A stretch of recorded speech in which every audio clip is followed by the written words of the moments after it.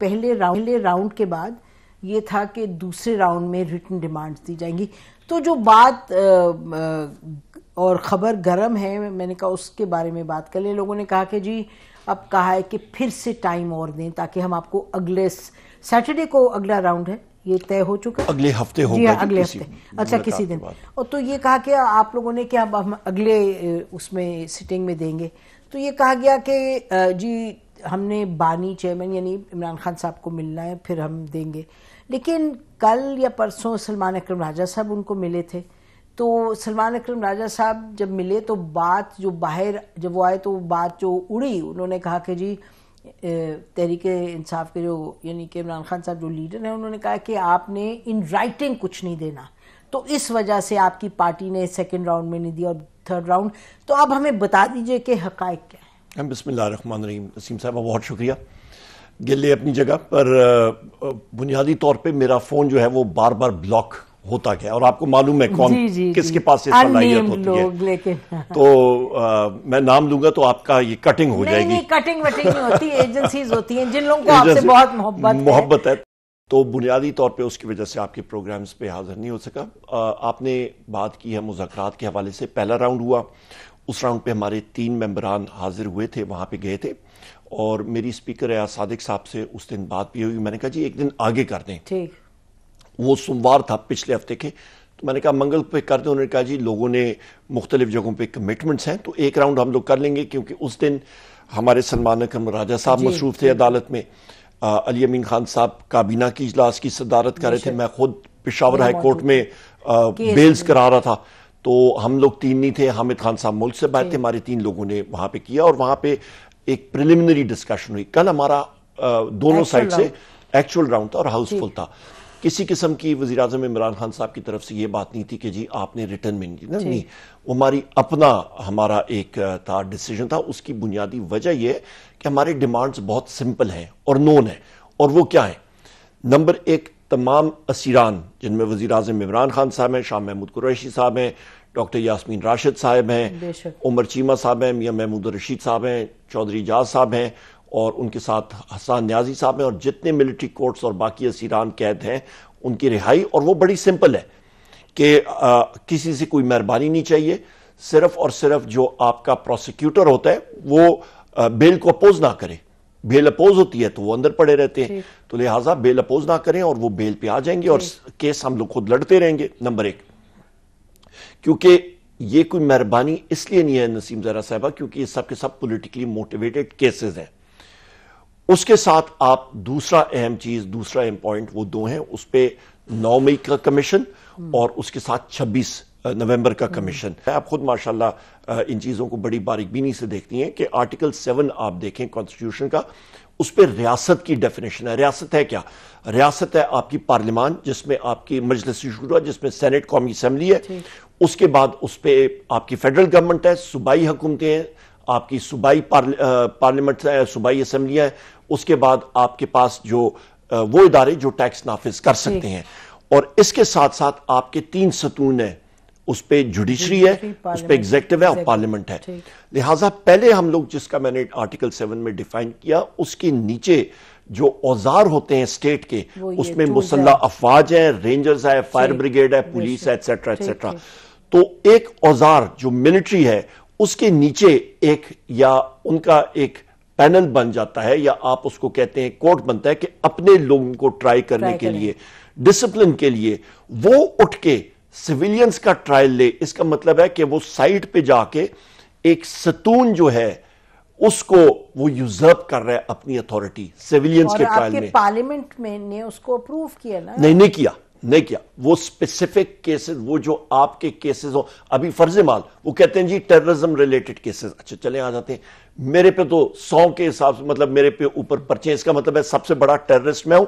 مجھے جا کے ملٹری کورٹ میں لیڈر آف اپوزیشن کو ٹرائی کریں. مجھ پہ قتل کے پرچے ہیں, مجھ پہ بمب کے ہیں, میرے اوپر چوری کے ہیں, ڈکیتی کے ہیں, 5 تو میرے اوپر نسیم صاحبہ موٹر سائیکل چوری کے ہیں. ویسے آپ یہ بتائیں کہ آپ لوگ یہ اتنے دلچسپ آپ پر کیسز ہیں تو اب ویسے میں نے ایک پروگرام میں دلچسپ لفظ استعمال کیا تو مجھے لوگوں نے اتنا برا بھلا کہا. میں طنزاً کہہ رہی ہوں بہرحال اتنے یعنی کہ چارجز ہیں تو اس پر آپ بناتے کیوں نہیں ہیں ایک پوری ایف آئی آر؟ میں پہلے بھی بات کی تھی یہی میں نے کیا پہ کہ بنائے ایسے تاکہ لوگ پڑھ سکیں کہ کیا چارجز ہیں، کہ کسی نے کوئی ہتھیار چوری کیے ہیں، کسی نے سڑک بند کی ہے، جیسے ڈاکٹر شین مزاری نے وہ ہائی وے کو بلاک کر دیا.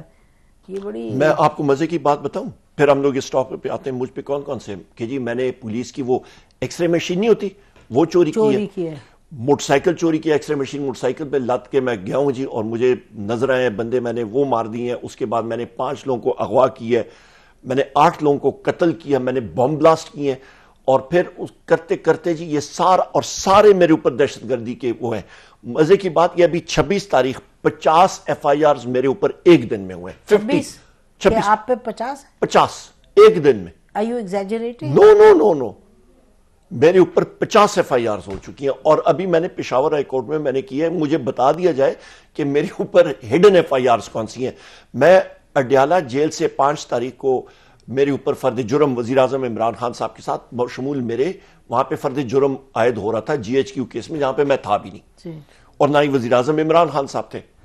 وہ جیل میں تھے، میں اور دوسری عدالت میں تھا. تو خیر میں جب باہر نکل رہا تھا گیٹ کے سامنے تو 4 ایس ایچ اوز 4-5 کھڑے تھے. انہوں نے کہا جی آپ کی مجھے انہوں نے گرفتار کر لیا تھا. انہوں نے کہا جی آپ کی یہ ہم نے دیکھنی ہے بیل. تو میں نے کہا جی یہ پڑھ لیں، گرمکھی میں نہیں ہے، گرمکھی میں بھی ہو تو آپ گوگل ٹرانسلیٹر لگائیں، 1 سیکنڈ میں آپ کی ہو جائے گی. میں نے کہا اندر وہ انٹیلیجنس والوں کو بتا دیں کہ یہ ویلڈ بیل ہے. انہوں نے پکڑ لیا لیڈر آف اپوزیشن کو اور باقی ساتھیوں کو بھی ہمارے. پھر ابھی سوچ رہے ہیں اس کو اندر کیسے رکھنا ہے. کام تو کر دیا نا، ابھی اندر رکھنے کے لیے پھر حضرت تھانے کا وہاں پہ مجھے ایک کیس لگا کے رات کو 2 بجے محرر اور ایس ایچ او اور باقی لوگ آئے وہاں پہ انویسٹیگیشن آفیسر. میں نے ان کو کہا، میں نے کہا بھائی جان یہ ساروں نے، وہ انٹیلیجنس والوں نے بھی اپنے آپ کو چھڑا دیا ہے، باقی ایس ایچ اوز نے بھی چھڑا دیا. پھندا آپ لوگوں کے گلے میں فٹ ہوگا کل صبح کورٹ میں ہوگا. تو ہوا نا، وہی ہوا. کورٹ نے جج صاحب نے انہوں نے کہا جی کیا تم لوگوں نے کیا ہے، یہ بیل ہے، ہائی کورٹ کی بیل ہے، کنٹیمپٹ آف کورٹ پروسیڈنگز. تو وہی بات ہے. ہماری جو ڈیمانڈ ہم لوگ جو بات کر رہے ہیں وہ بڑی جائز ہے 9 مئی کے حوالے سے بھی، کہ وہ سی سی ٹی وی فوٹیج بھی آ جائے، اور 26 نومبر کو گولی تو چلی ہے، انویسٹیگیشن کریں، آپ انکوائری کریں. وہ تو کہہ رہے ہیں کہ آپ کہہ رہے ہیں وہ کہہ رہے ہیں کہ ہوا ہی نہیں، تو اس لیے میں یہ وہ سامنے بٹھائیں نا، سامنے بٹھائیں اور بات مطلب پروف کریں نا. ہم لوگ ایک بات کر رہے ہیں تو وہ پروف کریں.